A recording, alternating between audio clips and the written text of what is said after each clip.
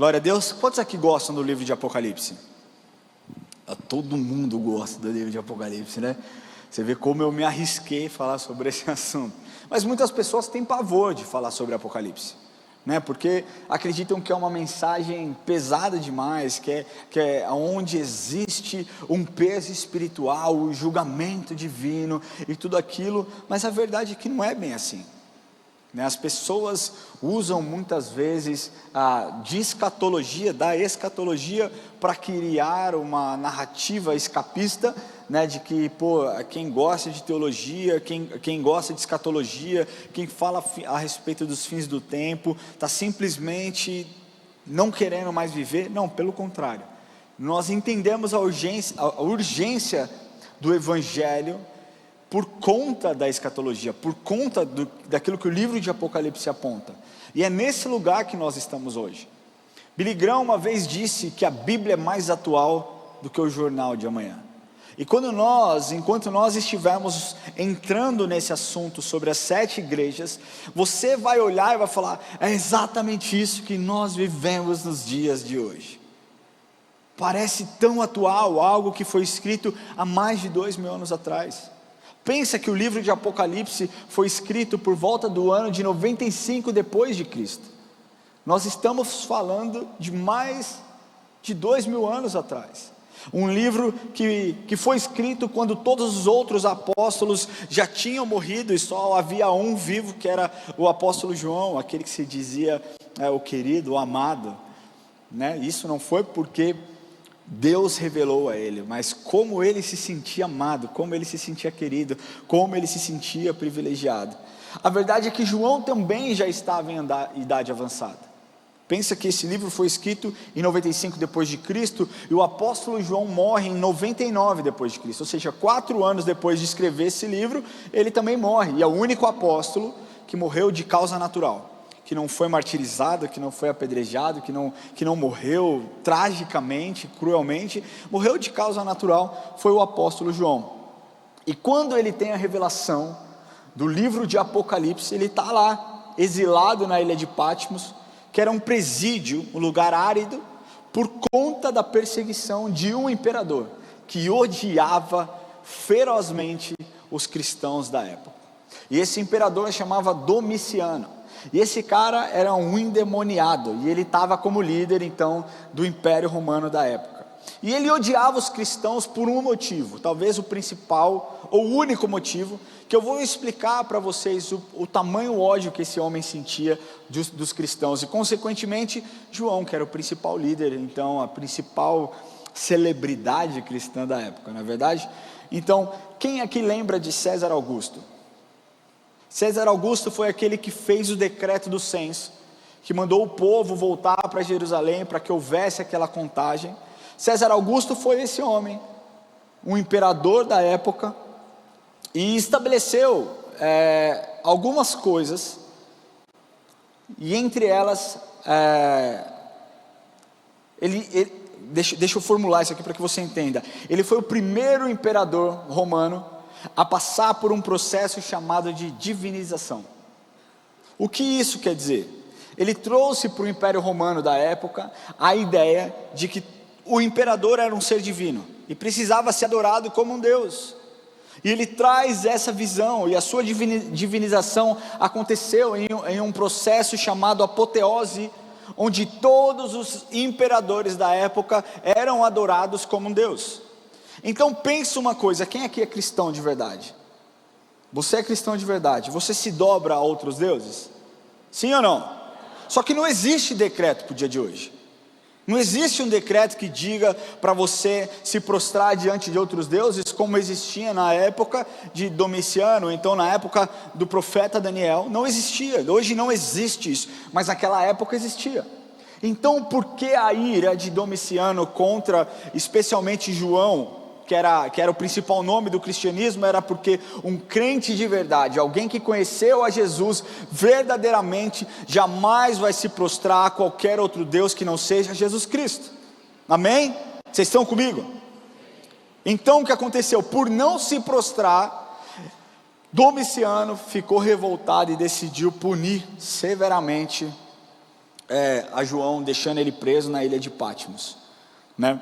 E, cara, ele pega João, joga o João lá, e João fica lá. E esse imperador, ele governou especialmente ali entre os anos de 81 depois de Cristo até o ano de 96 depois de Cristo. Então a gente fala de 15 anos de opressão contra os cristãos, de alguém que odiava os cristãos. E provavelmente João acreditava que ia morrer naquele lugar, né? Quando Jesus se apresenta para ele, não mais como Jesus se relacionava com ele antes da sua morte, da sua ressurreição, mas Jesus se apresenta para ele com um corpo glorificado, já com os olhos de fogo, já com cabelos brancos como a neve, já com os seus pés como pés de bronze. É dessa forma que Jesus se apresenta a João e manda que João escrevesse tudo aquilo que lhe seria revelado às 7 igrejas, então, da Ásia, né, que era a Turquia, que é a Turquia dos dias de hoje. Então, meu querido, eu quero te tranquilizar que o livro de Apocalipse não é um livro de terror, não é um livro catastrófico, não é um livro, como é que é aquela palavra que as pessoas usam muito no dia de hoje, quando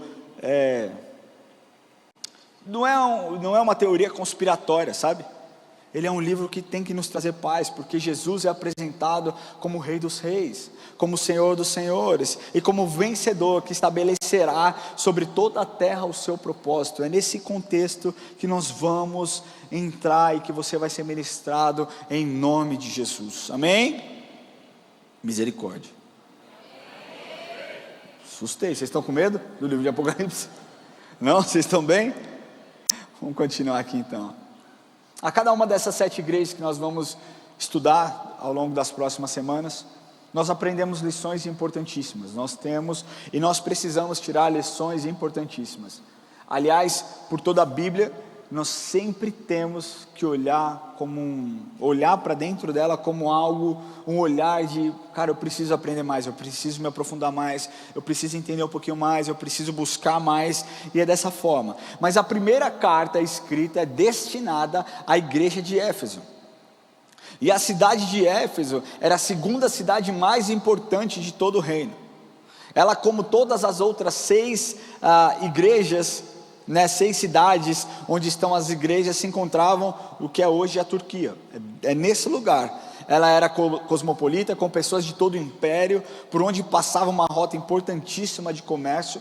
Isso você pode procurar, você vai entender um pouquinho mais. Mas eu preciso te contar que Jesus usa de uma metodologia que se repete ao longo de cada uma das 7 igrejas. Primeiro, ele destina a carta. A primeira metodologia que ele usa, ele endereça a carta, ele diz para quem que é aquela carta. Eu queria pedir que você abra a sua Bíblia no livro de Apocalipse, capítulo 2, nós vamos ler o versículo de 1 a 7. Amém? Amém? Amém. Meu querido, cutuca o irmão que está do seu lado aí. Fala assim, acorda. É desse jeito ele não vai acordar. Dá um berro na orelha dele. Fala, acorda! Quem abriu, diga amém. Diz assim: ao anjo da igreja em Éfeso escreve: essas coisas diz aquele que conserva na mão direita as 7 estrelas e que anda no meio dos 7 candeeiros de ouro. Conheço as tuas obras, presta bem atenção nisso. Ele começa lá: ao anjo da igreja de Éfeso escreve, ou seja, aqui está mostrando para quem é. Ele continua: conheço as tuas obras, tanto o teu labor significa trabalho, como a tua perseverança, e que não podes suportar homens maus, e que puseste à prova os que a si mesmos se declaram apóstolos e não são, e os achaste mentirosos, e tens perseverança e suportastes provas por causa do meu nome, e não te deixaste esmorecer. Se a gente parasse aqui, você diria o quê? Essa igreja, ela é sinistra, velho. Não é verdade? A gente olharia aqui e falaria: nossa, a gente precisa ser como essa igreja aqui. Pensa, conheça as suas obras, conheça o seu trabalho, a sua perseverança, que não suporta homens maus, que puseste à prova os que a si mesmo se declaram apóstolos e não são, e os achastes mentirosos, e tens perseverança, e suportaste prova por causa do meu nome, e não deixaste esmorecer. Tenho, porém, aí começa, né? Tenho, porém, contra ti, que abandonastes o teu primeiro amor. Lembra-te, pois, de onde caístes, arrependa-te e volta à prática das primeiras obras. E se não, venho a ti e moverei do seu lugar o candeeiro, caso não te arrependas. Tens, contudo, a teu favor que odeia as obras dos nicolaítas, as quais eu também odeio. Quem tem ouvidos ouça o que o Espírito diz às igrejas. E ao vencedor, dar-lhe-ei que se alimente da árvore da vida, que se encontra no paraíso de Deus. Amém? Então eu quero falar um pouquinho para vocês a respeito da cidade de Éfeso. Éfeso era a principal cidade da província da Ásia. Éfeso significa desejável, seu nome significa desejável.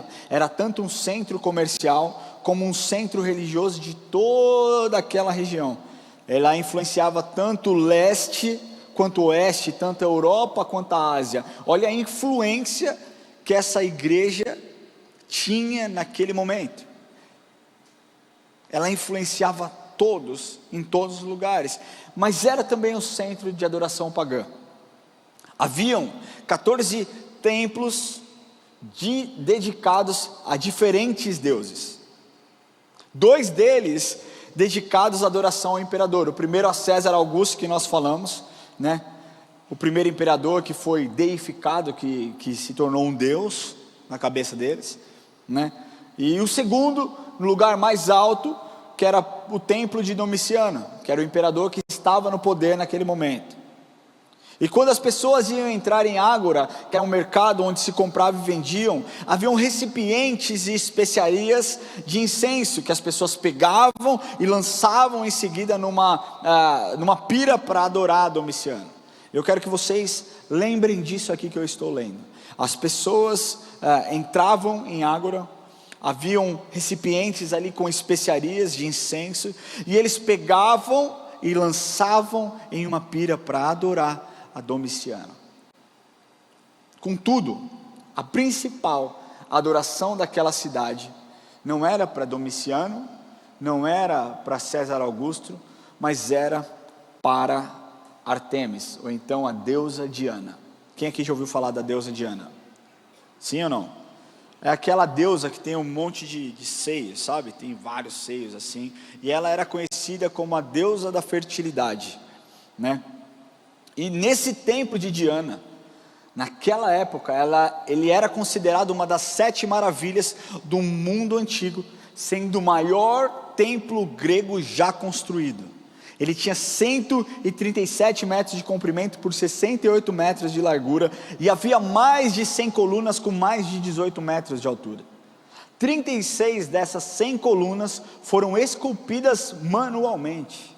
Olha a grandiosidade disso. Roma não tinha nada parecido. Era algo realmente divino. E ela foi construída sobre um pântano, com uma fundação artificial de camadas de carvão vegetal, de maneira que quando havia um terremoto, aquilo não se abalava, aquilo não era afetado, né? As portas eram de madeiras de ciprestes, as colunas e paredes eram de mármore. Olha isso. Você vai visualizando na sua mente a grandiosidade de tudo isso. As escadarias, elas eram esculpidas de uma madeira de cipreste também. E o templo era tão poderoso, tão imponente, que servia também de banco. No lugar de baixo, no andar de baixo, pessoas do mundo inteiro vinham e traziam as suas riquezas e deixavam depositado lá, não somente dinheiro, mas obras de arte e tantas outras coisas, no lugar, sabe, onde eles ofereciam também para essa deusa Diana. Ela era algo realmente absurdo.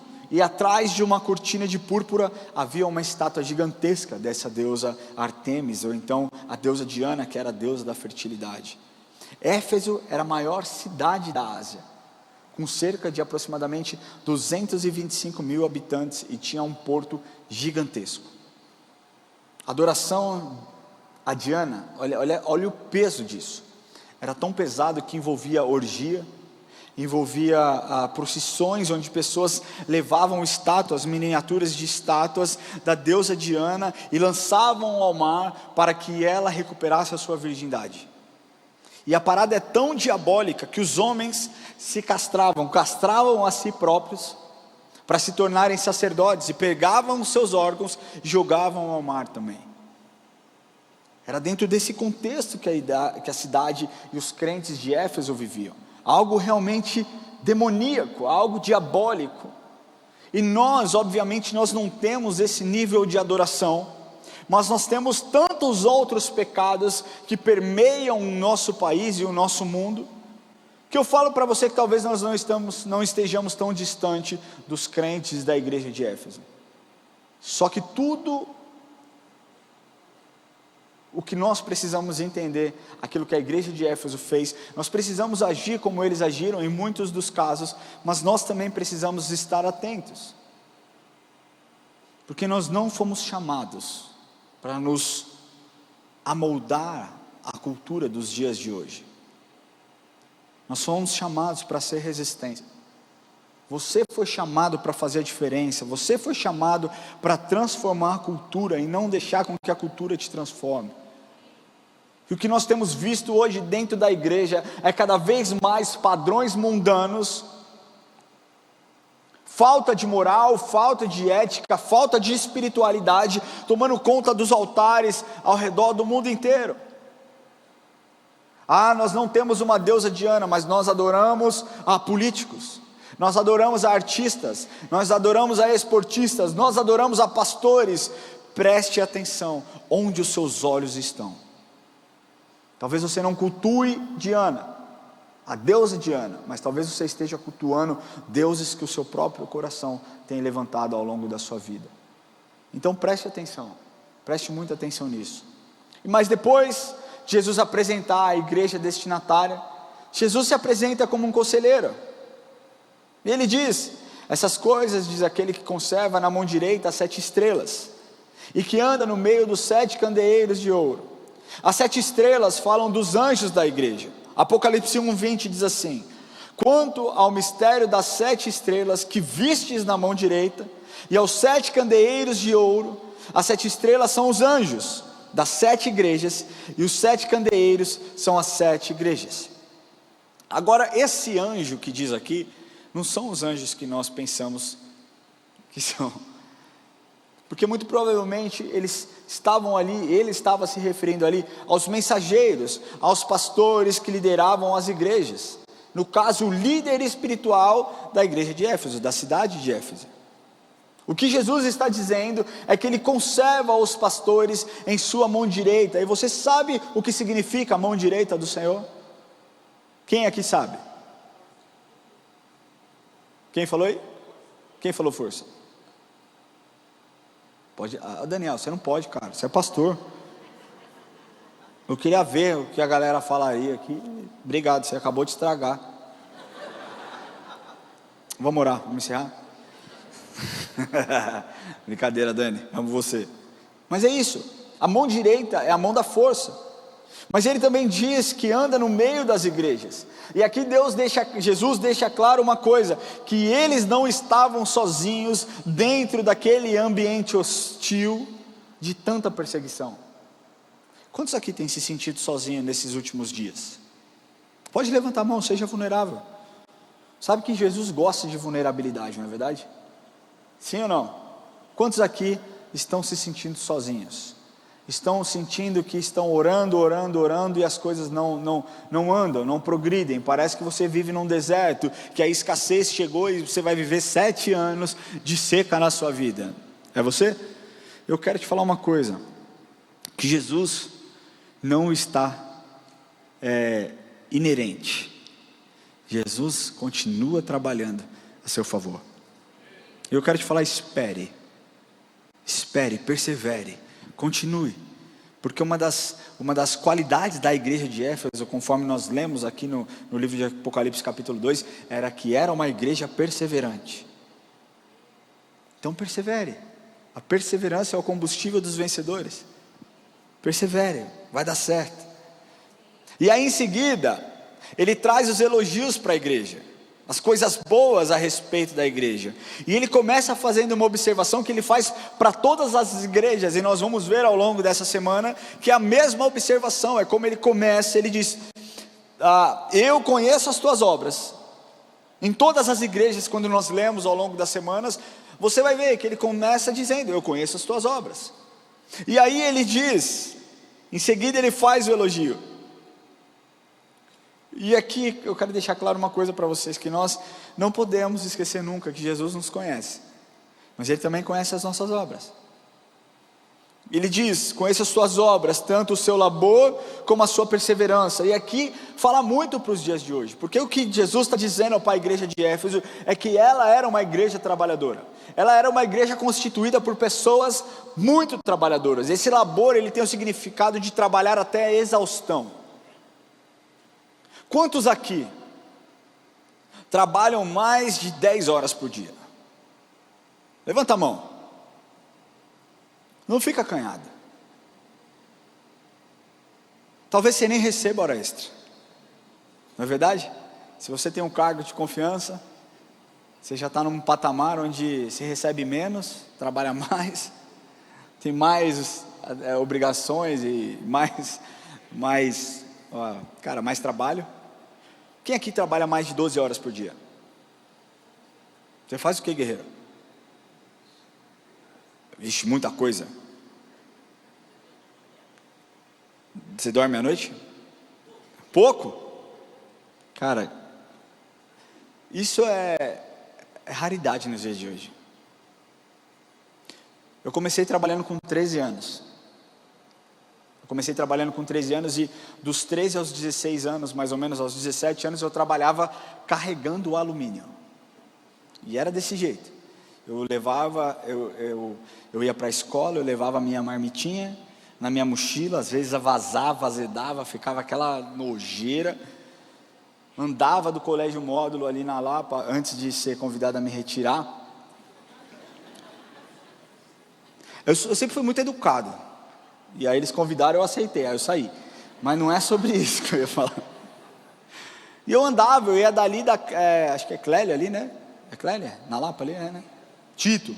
E eu andava até o mercado da Lapa e pegava lotação no mercado da Lapa. O meu trabalho era tão difícil, tão complicado, que eu tinha um desejo, por Deus do céu, eu falei pro Diego essa semana, eu tinha um desejo de ser cobrador de lotação.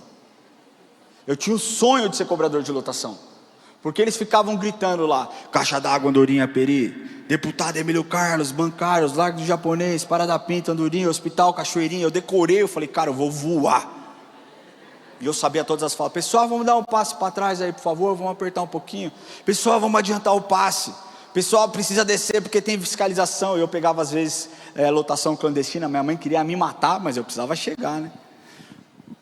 E essa era a minha vida. E eu trabalhava muito, cara. E aí chegava de sábado, eu tinha que trabalhar também. Eu com 13 anos, ralando pra caramba.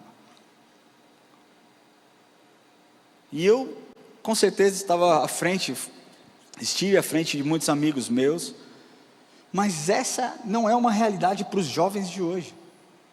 Porque hoje você tem menino de 25 anos, menino não, homens de 25 anos que não querem trabalhar, que querem ser sustentados pelos pais, e parte disso é culpa dos pais, parte disso é culpa sua. Se o seu filho é um preguiçoso, é culpa sua, é a sua responsabilidade falar para ele: vai procurar um emprego.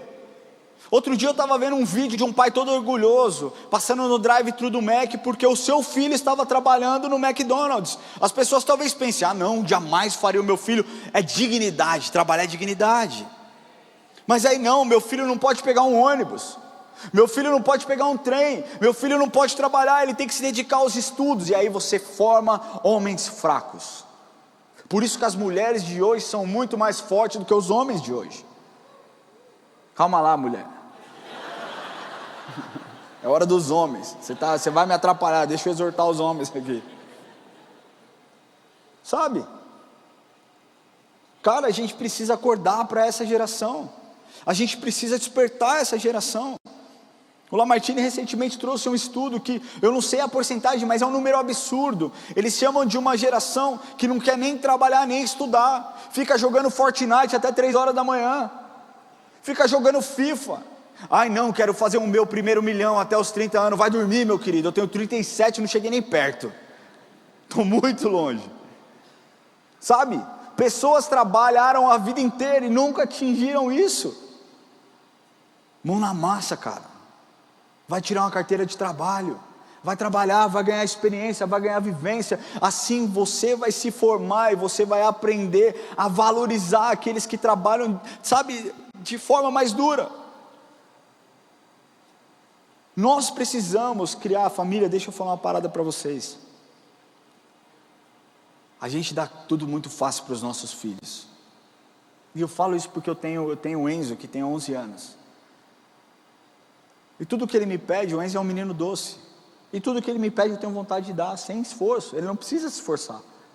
Porque eu amo e porque eu quero agradá-lo. Mas muitas vezes nós fazemos mal aos nossos filhos, dando tudo o que eles querem. Faz valer um pouquinho. O Enzo recentemente falou: pai, eu queria, sei lá, que era comprar uma chuteira. Eu falei: você quer comprar uma chuteira? Então nas suas férias você vai trabalhar alguns dias lá com o seu avô. Beleza, beleza. Ele foi? Não. Comprou a chuteira? Não. A minha vontade era dar a chuteira. O que é uma chuteira, né? Compra lá, pô. Mas nós precisamos criar homens fortes. E vocês, mulheres, apoiem os seus maridos quando eles pressionam os seus filhos. Porque muitas vezes o pai vai e pressiona, a mãe vem e abraça. Aí você não ajuda. Aí depois você fica, pastor chamando a atenção dos homens e você, A gente precisa de vocês. Estou falando como homem, nós homens precisamos das nossas mulheres, para que elas comprem a ideia e nos ajudem a educação dos nossos filhos também. Mas voltando para a igreja de Éfeso, era uma igreja que trabalhava muito. E Jesus reconhece que essa igreja era uma igreja operante. Reconhece que eles eram trabalhadores. E aí o que acontece é o seguinte: anos antes, quando Paulo faz a sua terceira viagem missionária, ele permanece em Éfeso por 2 anos e meio. E ali ele prega fortemente sobre Cristo e contra a idolatria. Cara, como havia um comércio muito forte, aquela região, ela era uma região poderosa, o que acontece é que as pessoas deixavam de comprar as estátuas da deusa Diana, e elas começaram a perder dinheiro. Então, as pessoas pegam Paulo, capturam Paulo, levam Paulo para um anfiteatro com milhares de pessoas, e aquelas pessoas começaram a gritar por mais de 2 horas, salve Artemis, sabe, Artemis, rainha dos Efésios. E aí Paulo sai daquele lugar e parte para Macedônia. Mas a igreja de Éfeso era uma igreja perseverante, era uma igreja constante, era uma igreja paciente. Semana passada o pastor Felipe Valadão veio aqui, ele disse uma frase que me marcou: Deus não entrega projetos grandes na mão de pessoas empolgadas, mas na mão de pessoas constantes. Você quer fazer algo grande para o Senhor, seja constante. Seja constante. A igreja de Éfeso era uma igreja constante. E diferentemente das outras igrejas, ela não parecia estar cedendo à cultura da época. Muito diferente nos dias de hoje, onde a igreja brasileira, a igreja do mundo cede ao que o mundo faz, as festas que o mundo produz. A igreja de Éfeso não. Eles poderiam, lembra que eu falei que as pessoas chegavam àquele lugar, e aí pegavam o incenso e algumas especiarias e jogavam ali na pira para adorar o Deus Domiciano? Sim ou não? Os crentes da época poderiam fazer isso. Mas o que tem? É só para não ser perseguido.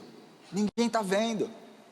Está tudo bem se eu fizer dessa forma. Não vai machucar ninguém. Eu sei quem eu sou. Eu sei que eu carrego. Jesus é o Salvador da minha vida. Mas deixa eu fazer aqui só para evitar o estresse de tomar uns açoites, umas porradas. Vocês acham um absurdo isso ou não? Vocês achariam um absurdo se um pastor chegasse aqui e falasse, na época, pensa que nós estamos na igreja primitiva, e um pastor subisse em uma sinagoga e dissesse: pessoal, para não ser açoitado, eu peguei um pouco do pó e joguei ali na pira para adorar a Domiciano. Estaria tudo bem por vocês? Sim ou não? Sim ou não? Fala com todo o seu coração, sim ou não? Então por que nós vestimos nossos filhos de Halloween? Por que no carnaval você fantasia o seu filho para pular carnaval? Não é a mesma coisa? Por isso que eu falo que nós não somos tão diferentes daquele tempo. A igreja dos Estados Unidos, nós moramos lá por quase 4 anos, e é um escândalo o que acontece nesse período de Halloween. É demoníaco. É assim, as pessoas montam cenários absurdos, gastam milhares de dólares para customizar as suas casas. Montam assim, cavam, estragam a grama das suas casas e fazem túmulos, colocam caixões, colocam caveiras, colocam mortos, colocam tudo o que você imagina. Cara, eles fantasiam mais a casa no período de Halloween que no período do Natal. Agora pasmem, muitas igrejas fazem isso dentro das suas próprias igrejas, e elas pensam que está tudo bem, elas pensam que não tem nada demais, porque nós servimos ao Deus vivo, nós somos cristãos de verdade, nós adoramos a Jesus, não tá tudo bem, a cultura faz isso, eles não dá nada, Ramon. Dá sim, cara, dá sim. Quando você permite que o seu filho participe dessa festa, você está reafirmando a cultura do mundo. Sabe por quê? Dia 31 de outubro é celebrado a Reforma Protestante. Muito antes de nascer o Halloween, nascia a Reforma Protestante com Martinho Lutero, onde ele descobre através de uma revelação divina, que a graça, Cristo, sola graça, sola Cristo, sola fé, sabe, muitas coisas importantes que a igreja católica ia contra, ele descobre, ele coloca, sabe, na parede daquela universidade. E aí, algo que mudou o cristianismo, porque a partir dali nós entendemos que nós não somos salvos pelas obras, mas nós somos salvos pela nossa fé em Cristo Jesus. E tempos depois, assim como Satanás faz na Páscoa, que a imagem forte da Páscoa não é Jesus Cristo ressurreto, mas um coelho, que dá ovo de chocolate. Eu não entendo essa analogia. Eu tento entender o porquê que um coelho é associado a um ovo de Páscoa. Coelho bota ovo? O que tem a ver o ovo de Páscoa? Seria talvez mais interessante um pato da Páscoa, um pombo da Páscoa, um coelho da Páscoa. E no Natal é a mesma coisa. Ai, Ramon, mas Natal, Jesus nasceu no Natal. Dá licença. Então, porque nós não sabemos a data exata, nós não celebramos. Sabe quantas pessoas entregaram as suas vidas para Jesus quando nós celebramos o Reluz no ano passado? 125 pessoas optaram por entregar a sua vida para Jesus. É sobre isso. Aí a gente tem aquele bando de religiosos que fica, não põe árvore, não põe luz, fala Natal, não sei o que o mundo está fazendo? Toma Papai Noel, entrega chupeta para o Papai Noel, entrega pedido para o Papai Noel, faz cartinha para o Papai Noel. Você trabalha o ano inteiro, guarda dinheiro, não compra nada para você e fala para o seu filho, escreve uma cartinha para o Papai Noel pedindo uma bicicleta. Tonto!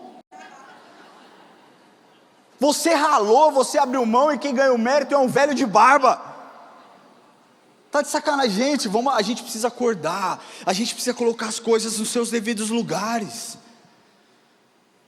Jesus não divide a glória dele com ninguém. Você precisa entender isso. Ou ele tem todo o seu coração, ou ele não tem nada, ele não quer metade. Ele não quer o seu coração no período de janeiro até o carnaval. Deus, durante o carnaval, me deixa eu curtir a minha vida. Depois na quarta-feira de cinzas eu me arrependo, eu volto. Não, nós precisamos nos posicionar. Nós não podemos nos amoldar à cultura dos dias de hoje, pelo amor de Deus, crente. Se a escola do seu filho vai celebrar o Halloween, não manda ele para a escola, cara. Mas eu não tenho com quem deixar. Cara, você tem amigos, você tem familiares, dá-se um jeito. Mas não faça isso. Eu postei um vídeo de uma musiquinha do Meu Mundo é uma Viagem. Quem já ouviu a música que fala do Halloween? Uma música linda. É uma música linda. E eu acho bem didática até para adulto, que fica com esse discurso. Não tem nada demais. Assiste lá, O Meu Mundo é uma Viagem, vai te ensinar o que é o Halloween. Minha vida é uma viagem, perdão. E aí uma pessoa me chamou e falou assim: pastor, eu não concordo. Eu falei: tá bom, o problema é seu. Cara, o Instagram é meu, eu posto o que eu quiser, e é isso. As pessoas não são obrigadas a concordar comigo. Teve um outro que foi um pouco mais polido e falou: pastor, eu não concordo, os meus pais são tradicionais, isso. E aí, cara, mas dessa parte de festas eles nunca pegaram no meu pé. Eu falei: esse é o problema, religiosidade. Porque não importa o que eu penso, importa o que Deus pensa. E não tem como eu dissociar aquilo que eu acredito com aquilo que eu sou. Ou eu sou de Cristo ou eu não sou de Cristo. Ou eu celebro a vida ou eu celebro a morte. A Bíblia não diz isso.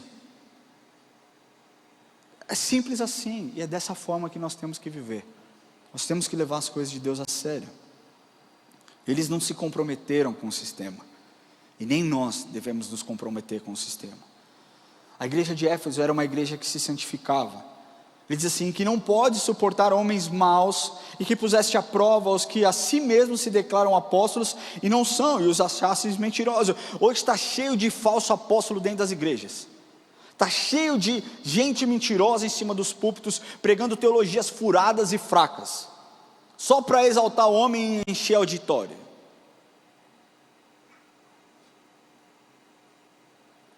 Graças a Deus pelo coração dos pastores dessa casa, porque nunca se dobraram ao sistema, nunca se importaram: isso não é popular, não estou nem aí, eu prego o evangelho. Não é popular? Paciência, eu prego Jesus. Jesus também não era popular, e é assim que a gente age, é assim que a gente segue. As igrejas não pregam mais santificação, as igrejas não pregam mais arrependimento, as igrejas só pregam amor. Amor é suficiente, amor é suficiente. Amor do Senhor te conquistou e Jesus morreu por você. Eu posso te afirmar que Jesus é louco por você. Jesus é completamente apaixonado por você. Mas não existe um relacionamento em nenhum lugar de uma mão só. Você precisa se comprometer com Jesus, porque Ele já se comprometeu com o seu futuro, com a sua história. E Ele diz: aquele que ouve ouve os meus mandamentos e os guarda, esse é o que me ama. E Ele diz tantas outras coisas, que se você obedecer, abrir o seu coração para que Ele entre, Ele vai fazer morada e vai transformar a sua história. Deus tem um futuro extraordinário para a sua vida. Ramon, então eu vivo do jeito que eu quero? Não! Porque a palavra de Deus nos ensina que sem arrependimento ninguém verá Deus. Muitos no dia do juízo final vão achar: Senhor, mas um dia eu te conheci, mas um dia eu te ouvi. E muitos estão como Tomé: eu te ouvia, eu te conhecia de ouvir falar. Mas está na hora de nós irmos para a segunda parte. Mas hoje os meus olhos te veem, e hoje eu estabeleço uma aliança contigo, um relacionamento contigo. A igreja de Éfeso era uma igreja que se santificava, era uma igreja que suportava a perseguição. Ele diz: e tem perseverança, e suportaste as provas por causa do meu nome, e não te deixaste esmorecer. Eles, por se recusarem a adorar aos deuses e principalmente ao imperador, eles eram ferozmente perseguidos. Mas era uma igreja em que todos tinham ministério. Olha lá: tens contudo a teu favor que odeia as obras dos nicolaítas, as quais eu também odeio. E aqui eu vou falar, eu vou ser um mini Lamartine, porque a palavra nicolaíta é formada por duas palavras gregas: Nikal, que significa conquistar, e Laos, que é povo. E alguns acreditam que João estava ali falando contra a crescente distinção entre o clero e os leigos. E além disso, os nicolaítas eram um grupo de cristãos que aderiram ao gnosticismo, e acreditavam que podiam se entregar aos prazeres da carne, desde que estivessem alimentando o espírito por busca de conhecimento. Os gnósticos acreditavam que estava tudo bem, ter bacanais, ter bagunça, ter orgia, desde que eles estivessem buscando um conhecimento espiritual, estivessem se tornando espiritualmente melhores. Então está tudo bem. É exatamente mais ou menos o que o mundo prega hoje. É mais ou menos o que algumas igrejas pregam hoje. Vai viver, vai curtir a sua vida. Mas Jesus, você é a igreja. A igreja é você, a igreja é sua casa. Você é o centro do coração de Deus. Você é lindo, especial. Você pode. Repete comigo: eu posso, eu quero, eu consigo, eu faço. Mentira do capeta. Que a palavra diz é que nós somos o que a Bíblia diz que nós somos. Nós temos o que a Bíblia diz que nós temos. Nós podemos aquilo que a Bíblia diz que nós podemos. E nada mais do que isso. O que se levanta contra isso é falácia de Satanás para desviar a sua atenção, para tirar o seu foco da onde Deus quer que você esteja. Mas depois disso vem a paulada. Porque ele diz: tenho porém contra ti que abandonastes o primeiro amor. Quantos daqui se lembram o dia que se entregaram para Jesus? Foi um momento especial na sua vida? Um período, não exatamente o dia, mas o período que vem após essa entrega. Para quantos aqui foi um período muito especial? Eu lembro que quando eu entreguei a minha vida para Jesus verdadeiramente, porque eu brinco que eu era um bom cristão até conhecer Jesus, né? Eu fazia tudo, cara. Eu ia em todos os cultos, em todos os lugares. Eu tinha uma sede tão grande por buscar Deus. Eu frequentava a igreja, eu frequentava o culto da Mundial, da Universal, do Bola de Neve, da Renascer. Eu ia em monte, eu descia a monte. Cara, era uma loucura. Sexta-feira a gente ia para uma praça ali na Serra Corá, na frente do Habib's orar. Ficava orando, chutando um monte de coisa ruim que tinha lá. Era terrível, cara, era terrivelmente bom. O primeiro amor faz isso dentro de nós. Eu lembro quando eu me apaixonei pela Érica. Eu lembro que um dia ela estava passando muito mal. A gente estava ainda na Pio 11. Eu comecei a namorar com a Érica em 2002. A gente estava na Pio 11, prestes a mudar para a Imperatriz Leopoldina. E ela começou a passar mal, eu não tinha carro, eu tinha, 15 anos. E me deu um desespero ver ela passando mal, eu era loucamente apaixonado por ela. E eu fui correndo da Pio 11 até a Pan-Americana, para comprar um remédio para ela. Cheguei na Pan-Americana e falei: beleza, agora eu vou voltar. Nessa que eu estou voltando, eu me dei conta que eu passei na frente de umas 3 farmácias ao longo do caminho. Mas eu não me culpei, cara, porque eu estava cegamente preocupado e desesperado para ajudá-la e para encontrar ela, para que ela tivesse um alívio na sua dor. Quando a gente está apaixonado, a gente tem dessas coisas. E muitas vezes dentro de um casamento nós precisamos desejar voltar a esse primeiro amor. Até aquele frio na barriga de novo. Sabe quando você vai encontrar... quem aqui namora? Misericórdia. Quem é casado? Ah, graças a Deus. Quem é solteiro? Cara, e se a gente fizesse um em nome do amor? Pensa, homens de um lado, mulheres do outro, binóculo. Ia ser muito massa. Os jovens nem sabem o que é isso. Vocês perderam o melhor da televisão brasileira, rapaziada. Mas cara, nós que somos casados, eu tenho 14 anos de casado, eu tenho 22 anos junto com a Érica. Mas às vezes eu vejo ela e eu continuo com aquele frio na barriga. Eu continuo naquela ansiedade de sair do trabalho, sair da igreja todos os dias, quando eu saio, e ir para casa e encontrá-la. E ela sabe quando eu estou bravo. O que me quebra é o abraço dela. O abraço dela me quebra. Me desmonta. E é isso que nós temos que desejar no nosso relacionamento com Jesus também. Voltar ao primeiro amor. Porque a igreja de Éfeso tinha tudo. A gente viu e listamos as qualidades que eles tinham aqui. Mas eles perderam o principal, que era o amor. Eles estavam fazendo as coisas, tudo aquilo que foi listado por João, eles não estavam fazendo por amor, mas por religiosidade, por um sentimento do cumprimento de uma tarefa ou uma atribuição. E não é assim que nós precisamos e nós temos que agir. Jesus diz que Ele quer ser amado, e Ele quer ser a sua prioridade, Ele quer que Ele seja a prioridade do seu coração. Por isso que a palavra de Deus nos ensina: buscai, pois, o reino de Deus em primeiro lugar e a sua justiça, e todas as demais coisas vos serão acrescentadas. Você tem que buscar Deus, você tem que desejar a presença de Jesus, você tem que sentir a paixão pelo relacionamento, por aquele que deu a vida por você. Por fim, Jesus dá 3 conselhos para a igreja de Éfeso. Porque sempre que Jesus te chamar a atenção, meu irmão, Ele nunca vai chamar a sua atenção para que você vá para longe, para que você, nunca mais volte. Ele sempre vai apontar o problema, Ele sempre vai mostrar, vai escancarar o pecado, mas vai trazer para você a solução para o problema. Vai te mostrar, vai te dar conselhos práticos de como você mudar a conduta que você tem vivido. E Ele diz, primeiro conselho: lembra-te de onde caístes.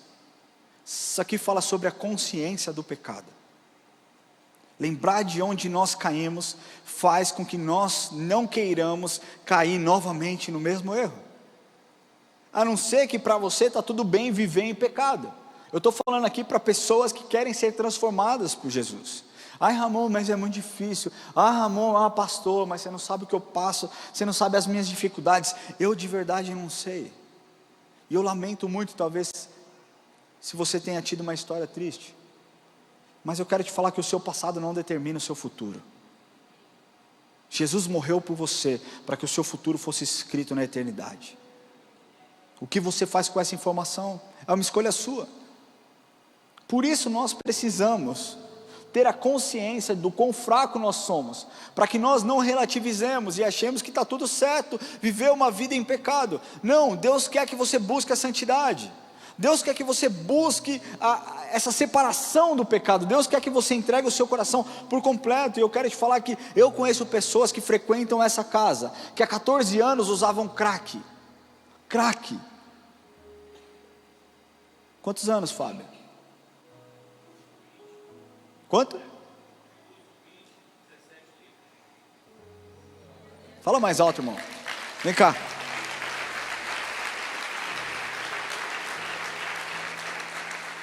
Quando eu olho a história de homens como Fábio, como Clésio e tantos outros que já participaram, são homens que eu admiro. Porque se ele contar um pouquinho a história dele aqui, eu quero falar para você que se Deus fez isso na vida dele, Ele pode fazer isso na sua.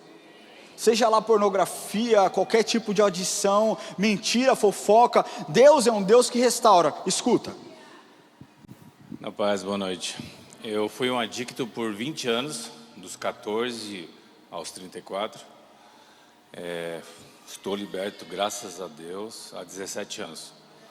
E faço parte do Reviva, né? Não posso deixar de falar.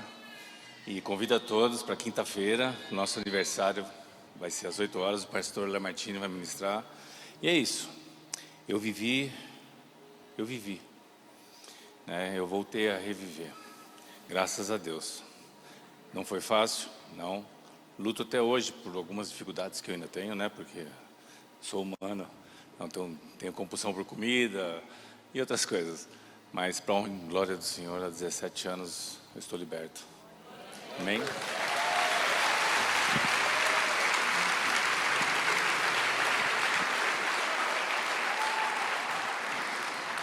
Quem quer faz, quem não quer dá desculpa, meu irmão. Porque o Fábio poderia dar todo tipo de desculpa. Ah, mas o meu passado, mas a minha história. Talvez como a igreja de Éfeso deu várias desculpas, mas eu faço isso, eu sou dessa forma, eu ajo desse jeito. A palavra de Deus diz ainda, o que adianta um homem ganhar o mundo inteiro e perder a sua alma? Isso diz muito a respeito do primeiro amor. Talvez você fale, mas eu faço, mas eu sou assim, mas eu aquilo, eu isso, eu sou desse jeito. Se você não tiver o primeiro amor, meu querido, é exatamente isso aqui que Deus está falando para a igreja de Éfeso. O segundo, ele diz, arrependa-te. Então o primeiro conselho, ele diz, lembra de onde caíste. O segundo diz, arrependa-te. Ou seja, arrependimento é uma mudança de atitude. Não adianta você olhar e falar, caí. Andar mais um pouquinho e cair no mesmo lugar. Isso não é arrependimento. Talvez um remorso pelas consequências do seu erro. Mas o arrependimento necessariamente é produzido pelo Espírito e gera transformação na sua vida. E o terceiro, ele diz, volte à prática das primeiras obras. São esses 3 conselhos. E se esses 3 conselhos não fossem obedecidos, os resultados seriam terríveis. Ele diz: se não venho a ti, moverei do seu lugar o teu candeeiro, caso não te arrependas. E aqui, ele faz um desafio. Ele diz à igreja de Éfeso que repetirá, e ele repetirá esse desafio também para todas as outras igrejas. Ele diz: quem tem ouvidos ouça o que o Espírito diz às igrejas. Para Éfeso ele diz: ao vencedor dar-lhe-ei que se alimente da árvore da vida, que se encontra no paraíso de Deus. A definição e o método de vencer é dado pelo próprio apóstolo João, em 1 João capítulo 5, versículo 4 e 5, que diz assim: porque todo que é nascido de Deus vence o mundo, e essa é a vitória que vence o mundo, a nossa fé. Qual é a vitória que vence o mundo? Meu irmão, qual é a vitória que vence o mundo? Se você tem fé no Senhor, no Deus verdadeiro, você precisa se expressar. Qual é a sua vitória que vence o mundo? E ele diz: quem é o que vence o mundo, senão aquele que crê ser Jesus o Filho de Deus? E eu quero concluir essa mensagem dizendo que a nossa luta é contra o sistema, é contra o mundo, porque a nossa vitória está em manter a fé em Cristo, e não a fé no sistema. Nós estamos prestes a ver o resultado da eleição, independente de quem ganhar, a sua fé não tem que estar em políticos, a sua fé tem que estar no Deus verdadeiro. As pessoas adoram mais políticos do que o próprio Deus. É lógico que nós temos um lado, é lógico que nós nos posicionamos, mas a minha esperança não está em A ou B ou C. A minha esperança está na misericórdia e na graça do Senhor, sobre a igreja, sobre o Brasil e sobre a minha família. Hoje nós temos muitas igrejas se entregando ao sistema desse mundo, se vendendo, entregando o seu chamado em troca de favorecimento ou de qualquer outra coisa, ou em troca de templos cheios, uma palavra palatável, doce, para que os seus templos fiquem cheios de pessoas vazias, que não são confrontadas, e que na primeira crise vão embora culpando a Deus. Por quê? Porque não tiveram as suas raízes firmadas no lugar certo. Quem é crente de verdade, no momento de luta, sabe que Jesus está no barco. Aquele que é cristão de verdade, que entregou a sua vida para Jesus, que vive um evangelho genuíno e verdadeiro, sabe que vai passar por dificuldade. A palavra de Deus diz: no mundo tereis aflições, mas tem de bom ânimo, porque eu venci o mundo. Ou seja, nós sabemos que nós passaremos por dificuldades. Eu quero te falar, se você ainda não se entregou, não entregou o seu coração para Jesus, eu quero falar que se você entregar a sua vida para Jesus, talvez piore, no aspecto físico, porque Satanás vai ficar furioso com você. Satanás vai ficar bravo, mas eu quero te falar que o seu nome estará escrito no livro da vida, e nenhum mal que se levante contra você prosperará, porque você não é mais uma ovelha desgarrada, mas você pertence ao rebanho de Jesus, e Ele é o bom pastor e nos provê absolutamente todas as coisas. Então, embora aos olhos humanos as coisas possam piorar, aos olhos espirituais você está selado com o sangue do Cordeiro, e a chuva vem e você não esmorece. As tempestades batem no barco, mas você sabe, Jesus está no barco, está tudo bem, vai passar. O que nos dá a vitória sobre o sistema desse mundo é a fé em Jesus Cristo. Só a fé em Jesus Cristo. Eu queria pedir que você feche seus olhos. Eu quero ter 2 momentos com vocês aqui. Primeiro eu quero falar com você que entrou aqui hoje pela primeira vez. Tem sido muito fácil o que as pessoas têm dito. Talvez você já tenha ouvido falar sobre Jesus várias vezes, mas você nunca tenha feito uma decisão. E eu quero te falar que salvação é uma decisão individual. Essa parada de gnosticismo é muito real ainda nos dias de hoje. Viva a sua vida carnal do jeito que você quiser, mas lute espiritualmente. Não tem como dissociar. A verdade é que não tem como dissociar. Porque nós sabemos o que a palavra de Deus nos ensina, que o espírito milita contra a carne e a carne contra o espírito. Eles não se dão, são inimigas entre elas. E aquele que é do Espírito, age no Espírito. Aquele que é da carne, age na carne. O que o mundo tem dito é: está tudo bem você viver desse jeito. Jesus te aceita. E eu quero te falar que parte disso é verdade. Jesus te aceita exatamente do jeito que você é. Mas isso não quer dizer que Ele não queira te transformar para ser a pessoa que Ele te criou para ser. E eu posso te afirmar que, se você entregar o seu coração para Jesus, a sua vida vai ser infinitamente melhor do que a vida miserável que você vive no dia de hoje. Talvez você pense: mas quem esse cara acha que é para falar que a minha vida é miserável? Quero te falar que todos aqueles que não conhecem Jesus vivem uma vida miserável, porque estão em constante busca por preencher um vazio que somente Jesus preenche. É por isso que nós vemos baladas cheias, casas de prostituição lotadas. É por isso que nós vemos o consumo de droga aumentando, porque pessoas vazias procurando encher um vazio que somente o Deus é capaz de preencher. E Deus, sabendo disso, entregou o único Filho, Jesus Cristo, para morrer por você. E eu quero te falar que você tem valor. Você tem muito valor. Jesus Cristo te ama. E Ele quer se relacionar com você de uma forma muito individual. Quero te falar que uma vez que você estiver em Cristo, você é uma nova criatura. E as coisas velhas, o seu passado, a sua história, os seus erros, os seus vacilos, eles ficam para trás, porque Ele escreve nova todas as coisas. Mas para que isso aconteça, para que Ele entre no seu coração, escreva o seu nome no livro da vida, te garanta a eternidade ao lado de Deus, é necessário que você abra o seu coração para que Ele entre. Ele é soberano, Ele poderia meter o pé na porta e entrar com tudo, Ele poderia, mas Ele quer que você tome essa decisão. É a decisão de falar: Senhor, minha vida é miserável, meu coração a minha história é quebrada, eu sou um cara podre, eu sou uma mulher perdida. E o que Jesus está te falando é: está tudo bem, filho, eu sei quem você é. E eu te escolhi mesmo assim. Eu te escolhi mesmo com os seus erros. Eu te escolhi mesmo com os seus defeitos. Eu te escolhi mesmo com os seus pecados. E eu quero mudar a sua vida para sempre. E Ele diz: eis que estou à porta e bato. E eu quero te falar que Jesus está batendo no seu coração hoje. E a palavra de Deus nos ensina que aquele que abrir, Ele entra e faz morada dentro do seu coração. E você nunca mais estará sozinho, porque o Senhor está com você.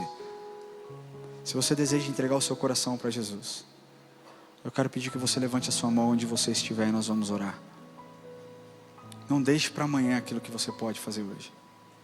Se você deseja entregar o seu coração para Jesus, levante a sua mão onde você estiver e nós vamos orar. Não fique com medo, não fique receoso. Jesus está nesse lugar porque Ele quer, se relacionar com você de forma muito poderosa e muito individual. Levante a sua mão mais alto para que eu possa te ver. Glória a Deus pela sua vida. Existe mais alguém que deseja entregar o coração para Jesus?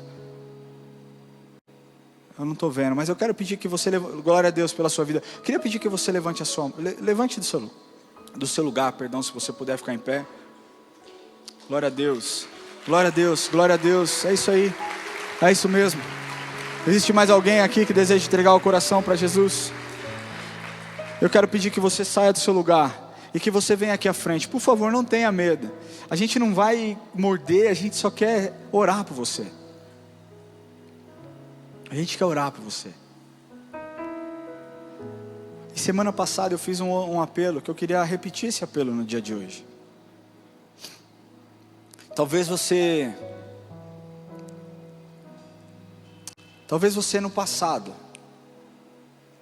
tenha entregue a sua vida para Jesus. Talvez lá atrás você tenha entregue a sua vida para Jesus. Mas hoje você está tão distante que dentro do seu coração existe uma dúvida absurda se um dia você foi salvo ou se você nunca foi salvo.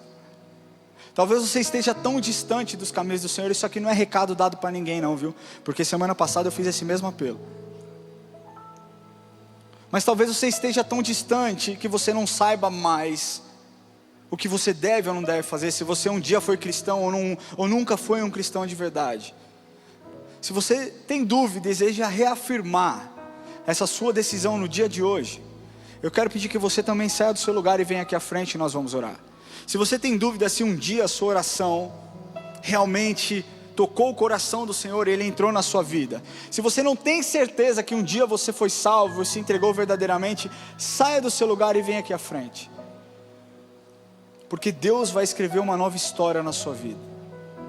Independente daquilo que você fez, independente das suas escolhas do passado, Deus está aqui no dia de hoje, te dizendo algo extraordinário. Eu me importo com você, eu nunca me esqueci de você. Eu nunca me esqueci de você.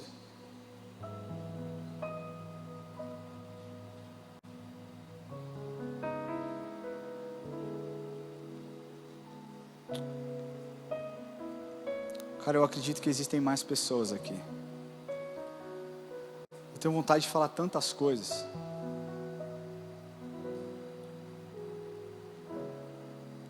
Cara, não seja uma pessoa orgulhosa na presença de Deus.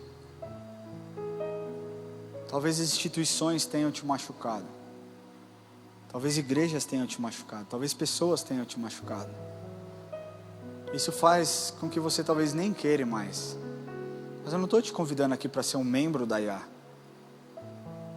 Estou te convidando para você entregar o seu coração e ter a certeza que um dia o seu nome vai estar escrito no livro da vida. Que Jesus Cristo é o seu Senhor e Salvador. E que nenhum mal tocará na sua vida.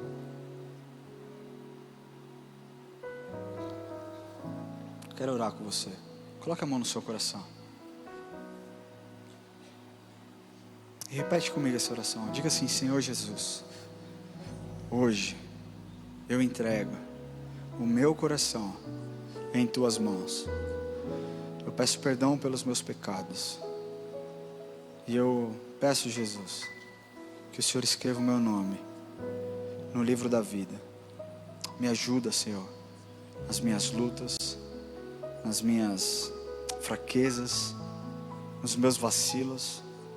Eu peço, Espírito Santo, que o Senhor me direcione e que o Senhor me ajude nessa caminhada. Eu reconheço que o Senhor é o meu Senhor e o meu Salvador. Eu te agradeço, Senhor. Em nome de Jesus eu oro. Amém. Glória a Deus. Glória a Deus. Eu queria pedir que vocês que fizeram essa oração, que vocês acompanhem a equipe de consolidação. Ninguém vai pedir nada, simplesmente nós queremos saber como igreja, como nós podemos servi-lo da forma certa, ajudá-los nessa caminhada. Meu nome é Ramon, eu estou à disposição de vocês para o que vocês precisarem. Se quiserem conversar, no final eu vou estar aqui. Se vocês quiserem oração, se vocês puderem passar para me dar um abraço, vou ficar super feliz, amarradão. Mas eu peço que vocês sigam eles ali, porque nós vamos orar individualmente com vocês, amém? Deus abençoe. Se você fez essa oração, está online, fez essa oração, glória a Deus por isso. Peço que você escaneie esse QR Code na sua tela e que você também entre em contato com a gente. Agora eu quero falar com você, igreja. Segundo apelo. Quantos aqui desejam voltar ao primeiro amor? Quantos aqui sentem que tem trabalhado tanto para a obra? Tem feito tantas coisas boas, tem lutado, tem perseverado, mas sentem que algo esfriou. Sentem que já não é mais a mesma paixão do passado. Que Deus quer falar para você nessa noite é que Ele quer acender esse fogo novamente. Que Ele quer derramar sobre você uma nova porção do fogo santo do Senhor sobre a sua vida. E eu creio que essa é uma oração para toda a igreja. Por isso eu peço que todos vocês se levantem. Nós vamos orar juntos. Nós vamos orar juntos. Eu queria chamar a pastora Tayla aqui.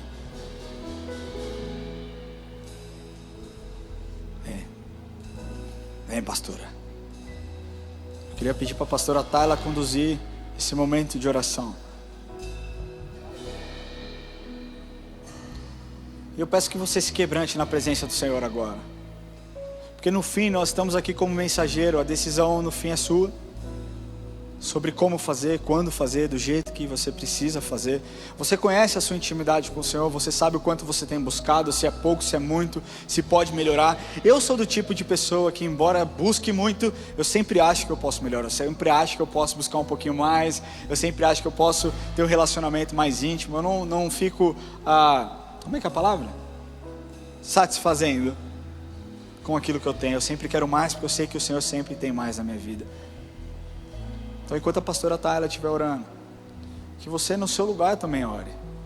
Que você ore contra toda a mornidão, contra toda a carnalidade, contra todo olhar, sabe, de normatização daquilo que o mundo tem feito. Nós não somos do mundo, nós não pertencemos ao mundo, nós somos de Deus e nós pertencemos de Deus. Pastora, por favor.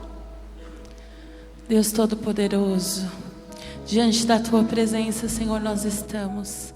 Diante da Tua palavra que foi, ó Pai, lida aqui, que o Senhor, ó Pai, fluiu neste lugar. Nós queremos, ó Pai, nesta hora, reconhecer, ó Pai, tudo aquilo que nós fazemos que não Te agrada. Reconhecer, Senhor, aonde caímos e pedir para que o Senhor, ó Pai, nos levante. Nós queremos, ó Pai, nesta hora, voltar ao primeiro amor, ó Pai. Voltar ao primeiro amor. Senhor, tira de nós, Senhor, o desejo pelas coisas deste mundo. Tira de nós, Senhor, o desejo por aquilo, Senhor, que não Te agrada. Em nome de Jesus. Em nome de Jesus. Nos faça, Senhor, ter o desejo de voltar às primeiras obras. Nos faça, Senhor, ter o desejo, Senhor, de estar mais perto de Ti. As primeiras obras, Senhor, nos lembra da intimidade. Nos faça retornar, Senhor, ao lugar de intimidade contigo. Nos faça retornar para o nosso quarto, aonde há intimidade com o Senhor, aonde nós fechamos a porta e ali nos derramamos. Senhor, em nome de Jesus, nos ajuda nessa noite. Nos ajuda nessa noite. Nós queremos, ó Pai, em nome de Jesus, voltar ao primeiro amor. Voltar às primeiras obras. Deus, em nome de Jesus, que arda o nosso coração por isso. Senhor, que arda o nosso coração por estar mais perto de Ti. Nos dê, ó Pai, saudade do secreto. Nos dê saudade de estar na Tua presença. Nos dê saudade de nos rasgar diante de Ti. Deus, em nome de Jesus, inunda os nossos corações nessa noite.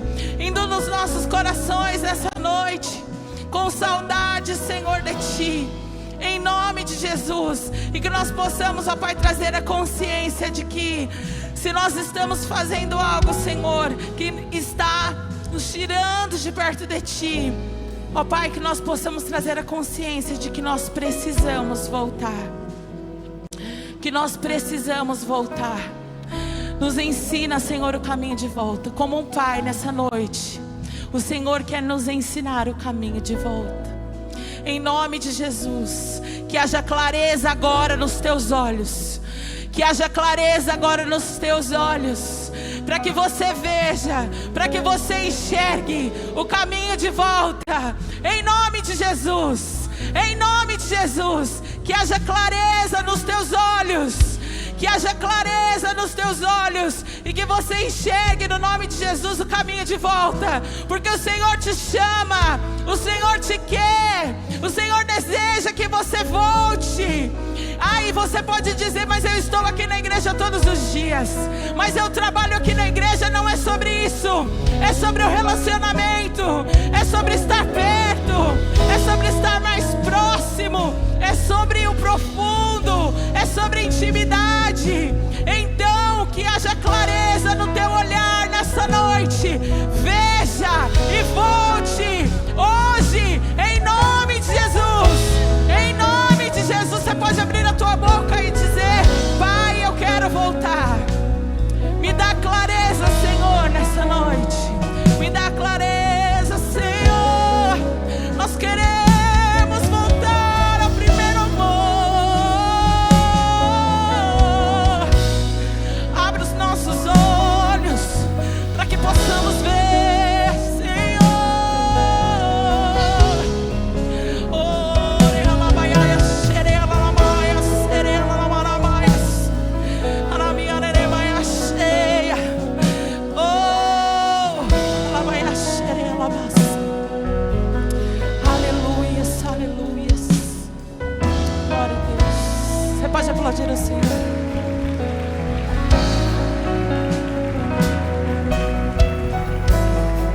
Senhor, nós te agradecemos, Pai, por esse tempo tão precioso na sua presença.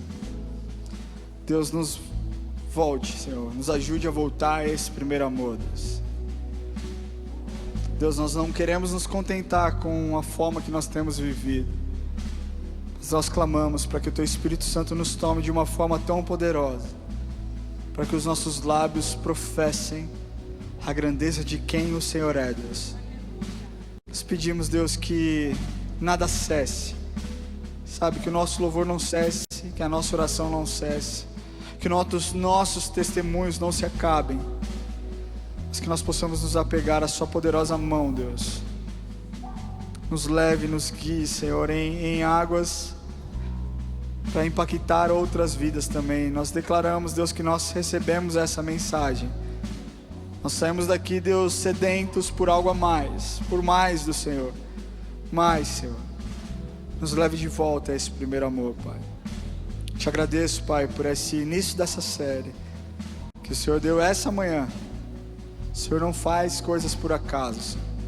O Senhor é um Deus estrategista e perfeito, e ao Senhor nós damos toda a honra, toda a glória. E eu peço, Pai, que o Senhor leve cada um dos teus filhos em segurança, que eles possam ter uma semana, Senhor, de muita reflexão, mas que em todas as dificuldades que se apresentem, eles possam estar apegados no Teu Espírito, e que todas as decisões sejam pautadas pelo Teu Espírito Santo, que habita dentro de cada um de nós, Pai.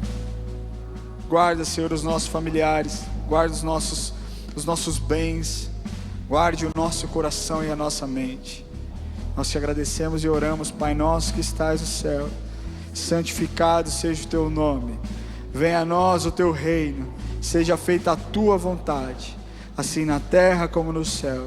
O pão nosso de cada dia nos dai hoje, perdoa as nossas dívidas, assim como nós perdoamos aos nossos devedores, e não nos deixes cair em tentação, mas livra-nos do mal, pois Teu é o reino, o poder e a glória para sempre.